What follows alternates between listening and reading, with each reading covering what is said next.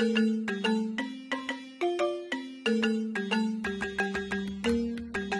na ñu leen di jiitu pour xool terrain bi donc protocole boobu équipe moo koy def staff moo koy def loolu day yokk daraja ki ñu koy defal da koy yokk daraja te day créer mythe waaw tey bu ñu gisee ñu ne Sidy Diop dafa war a ñëw barab sàngam am ñu jiitu staff bi def groupe ñii di def lii ñii di ancé ñii di kii mais yow boo ñëwee da nga naan tiens mais day nekk lu grandiose quoi day maanaam dafa baax ci nit ki muy artiste bi muy politicien bi muy football maanaam ku mën a doon staff dafa baax protocole dafa baax ci nit waaw mais à 60% Subatel la Sidy Diop bu ñu ko bàyyi woon moom dong lan lay def day way di mën day way bu dee amul ambition amul fula amul moyen day way di dem rek lu ko yàlla may mu jël di xaar ay contrat ak ay prestations qu'on se dise la vérité doole ji mu am mun naa ne sax à 70% Sidy Diop kii la Subatel la waay loolooy dëgg.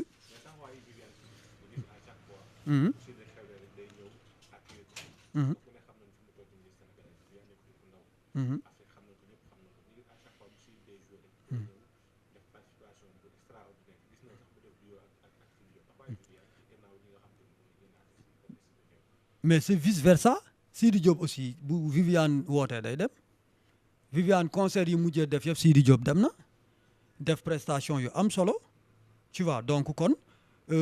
nit moom bu lay demal da nga ko xoola Salim àdduna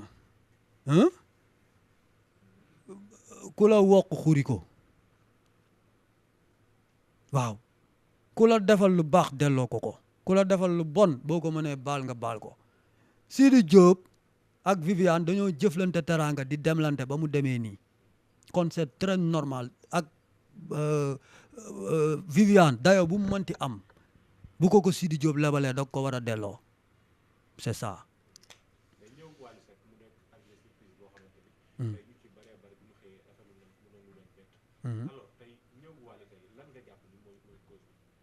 loolu Wally rek moo ko mën a xam bu dee dëgg rek a neex yàlla li yëkkati Wally ba mu dem foofu moom képp cundum moo ko mën a xam dinañ nag làmbaatu xaw cee wax waaye dama bëgg nag man samay wax day leer Wally li ko animé yëkkati ko ba mu dem foofu moom rek moo ko mën a xam waaye jàppal ni génnul showbiz waaw maa la wax loolu kay munu ci gañ a dara Wally munu ci gañ a dara parce que Wally dafa toll foo xam ne déjà maa ngi ko doon wax ci interview mais dama ko du ma ci xuus Sidy Diop tey lépp lu mu am ak fépp fu mu toll buñ demee ba di tudd Wally di tudd Sidy Diop loolu Wally moo ko may bon loolu buñ ci dugg parce que loolu émission la lëmb non dama mus naa ci wax non loolu Salim dimbale ma rek ñu bàyyi mu nekk beneen émission mais Wally dem ci seenu Sidy Diop yokkul Wally dara Sidy Diop lay yokk parce que maam ay dogalu yàlla la Wally yàlla def teg na ko foo xam ne ñoom ñëpp kenn yeggagu fa ñoom ñëpp kenn yeggagu fa donc waaw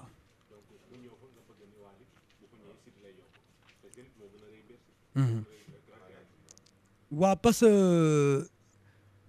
xam nga ñu ne Wally ñëw na ak ñoom ñaar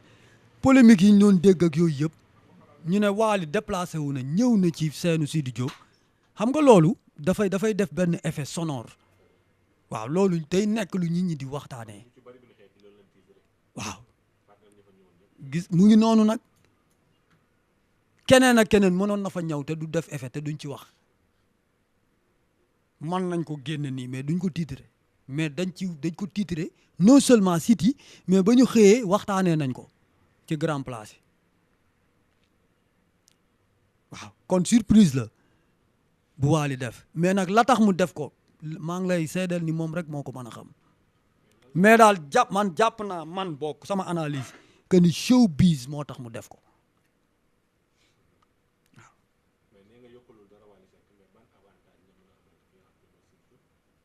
waaw avantage bi sax c'est pas grandiose nekkul loo xam ne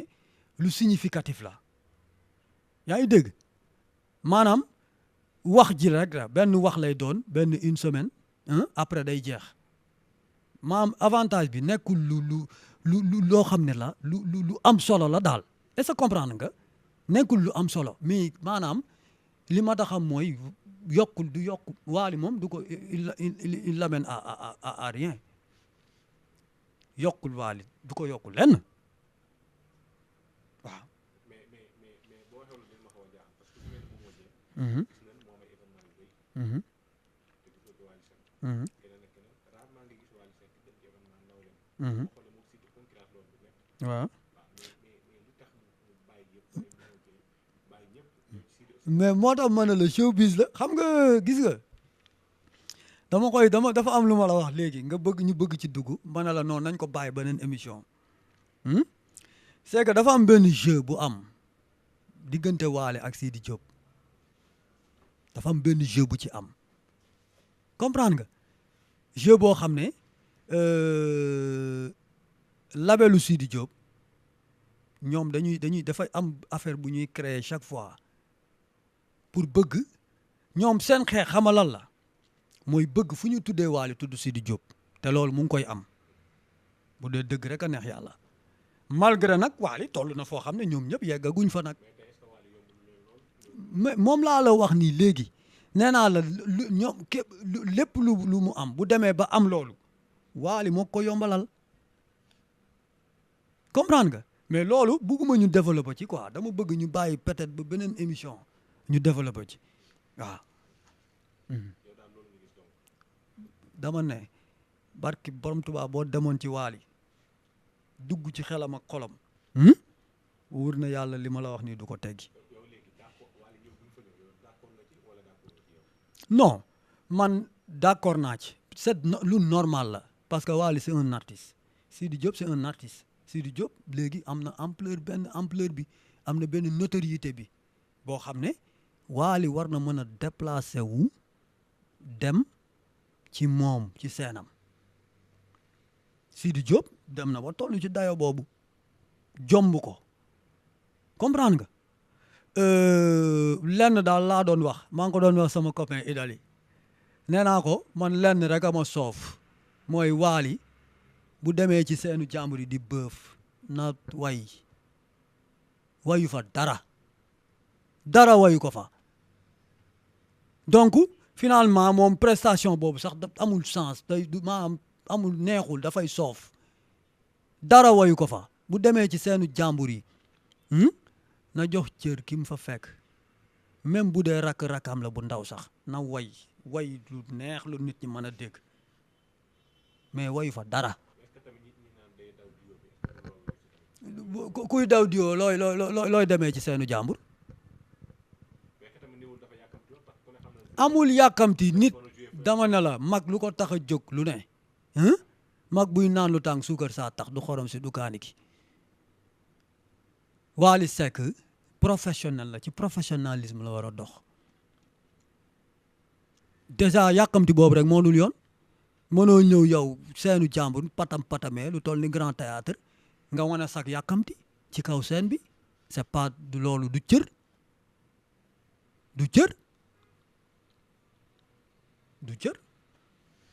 na way bu demee seenu jàmbur yi na way normal way lu neex way carrément xam nga parce que loolu moo ko fi indi ñëwul pour wane soloom wala dàllam wala kiyam wala wane succès wala non nawle artiste am la fa fekk na way mu neex micro bi xanaa dafa am lu ci ne wala micro bee koy wayloo micro or bi non waaw non Idali kay xam naa ni moom non mais sérieux nag xam nga man tey man moom aw ma accès ci Wally mais tey bu ma amoon accès ci Wally dinaa ne ko mais jàmbaar boo demee seeni jàmbur yi wayal lu neex ñi bëgg nañ la occasion la nga dem ci beneen public bu dul sa public amaana sax public gu Wally ga ma nga fa parce que public gu Wally foo dem fekk ko fa mais da nga dem ci beneen public bu dul sa public mais wayal bégal leen magum jëmm nga li la tax a jóg ñëwal nga def ko xam nga ba ñëw def benn affaire incarné kii oh waa yow gaan Wally boo demee seenu jàmbur yi wayal joxal cër ka nga fa fekk nga way jox cër public bi bëf lu neex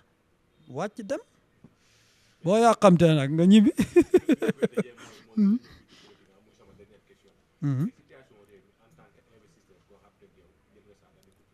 metti Salim xam naa li nga bëgg a laaj metti xoola lii may wax nag moom askan wi yëpp ñu ngi koy dund kon du ma wax ak askan wi gouvernement bi laay waxal je n'ai rien contre eux nag franchement te tamit dañuy dund ak ñoom tolérance ba keroog ñuy dem ba xam ni ñii manuñ ñu ne leen manu leen may leen ñu franchement man li ma gëm laa lay wax man dëkk bi président Diomaye monsieur le ministre Ousmane Sonko gouvernement bi yëpp nañu xam ne dëkk bi metti na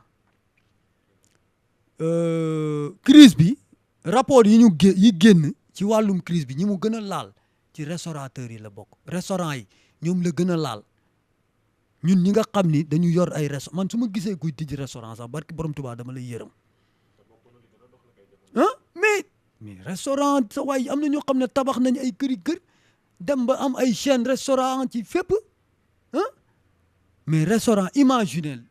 xoolal avant gàmmu gi saaku pomme de terre 20 000 saaku soble 20 000 loolu boo ko jëndee ban bénéfice ngay am yow bénéfice bi nga waroon a am moom ngay def ci kii bi ci ndugg mi lan ngay am maa ngi wax lancer appel gouvernement bi nañu ngir yàlla nañu gaaw ci ñun lépp luñ mën a def muy audit ak campagne ak lu mën a def nañ ñu dimbale ngir yàlla réew mi ñu ngi souffrir affaire yi metti na de dañ naan ku njëkk a yooxu da ngaa ragal mais ku yooxu ragalatoo de am na foo xam ne boo fa tolloo foog nga yooxu metti na torop nañ ñu dimbale waaw.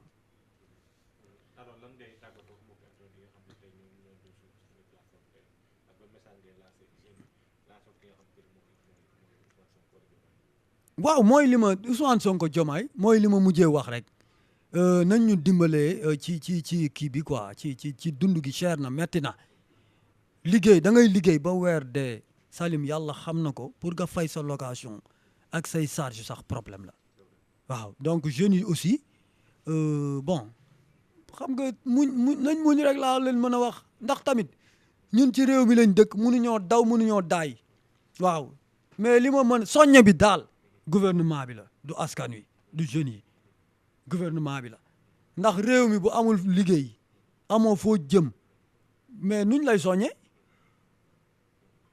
voilà kon ñu ngi santaat ñëpp ci émission bi nga xam ni moo tudd Showbiz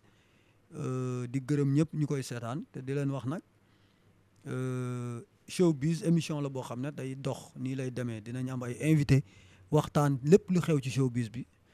jaa ngeen jëf. Le restaurant Passe Food ana ñi ko taamu ci li gën ci wàllu restauration Passe Food dellu si waat na ci accueil bu neex bi avec des filles souriantes da ngay yegsi rek dal di bëgg dans une salle climatisée terrasse bi nag moo dàq ci biir Passe Food alors donc vous avez le choix Passe Food ni dama dellu si waat o sax nga reetaan ba kontaan Passe Food nous sommes situés sur la route de Yoff en face Ecobank bi boo yegsee ba ci banque bi rek da nga ñuy seen ci bërëb bu neex bi te sell Passe Food le meilleur de la restauration.